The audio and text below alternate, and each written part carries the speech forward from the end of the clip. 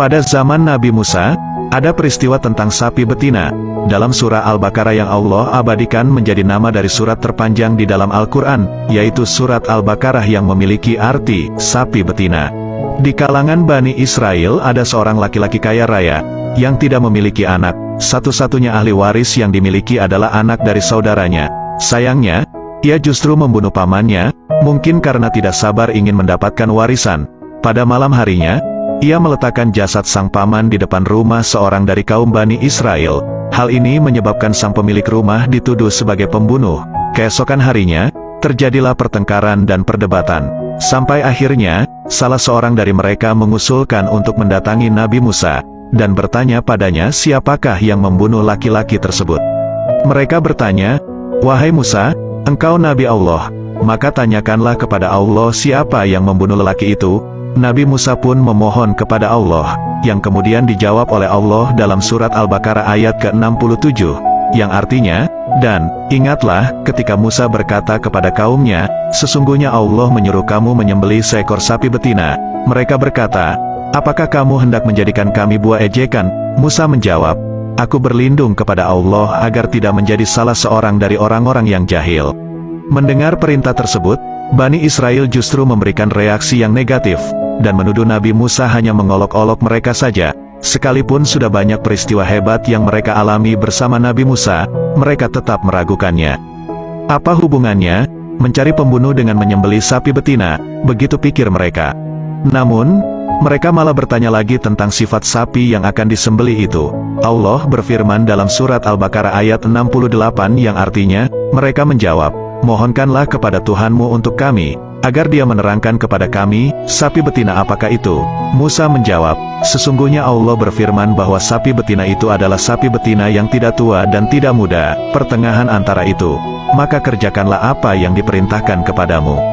Mereka tetap tidak mencarinya dan bertanya lagi perihal warnanya.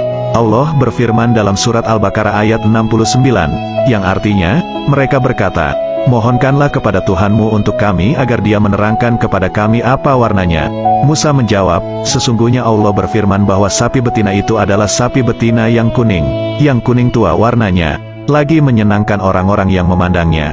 Mereka justru kembali bertanya, "Sapi kuning yang bagaimana yang harus mereka sembelih?" Allah berfirman dalam surat Al-Baqarah ayat 70, yang artinya, mereka berkata, "Mohonkanlah kepada Tuhanmu untuk kami agar Dia menerangkan kepada kami bagaimana hakikat sapi betina itu, karena sesungguhnya sapi itu masih samar bagi kami dan sesungguhnya kami insya Allah akan mendapat petunjuk untuk memperoleh sapi itu."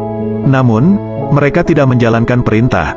Mereka justru bertanya secara terus-menerus hingga akhirnya Allah menambahkan satu sifat lagi dari sapi betina dalam surah Al-Baqarah itu, seperti dalam firman-Nya di surat Al-Baqarah ayat 71, yang artinya, Musa berkata, "Sesungguhnya Allah berfirman bahwa sapi betina itu adalah sapi betina yang belum pernah dipakai untuk membajak tanah dan tidak pula untuk mengairi tanaman, tidak bercacat, tidak ada belangnya." Mereka berkata, "Sekarang barulah kamu menerangkan hakikat sapi betina yang sebenarnya." Akibat dari banyak bertanya, tugas yang tadinya sederhana menjadi sulit dilakukan. Mereka hampir saja tidak dapat menunaikan perintah itu. Setelah itu, Allah mengungkapkan latar belakang mengapa perintah itu diberikan dalam surat Al-Baqarah ayat 72 dan 73, yang artinya, "Dan ingatlah, ketika kamu membunuh seorang manusia lalu kamu saling tuduh-menuduh tentang itu, dan Allah hendak menyingkapkan apa yang selama ini kamu sembunyikan." Setelah menemukan sapi betina tersebut dan menyembelihnya, mereka memotong ekor sapi tersebut untuk dipukulkan kepada jasad di lelaki korban pembunuhan tadi.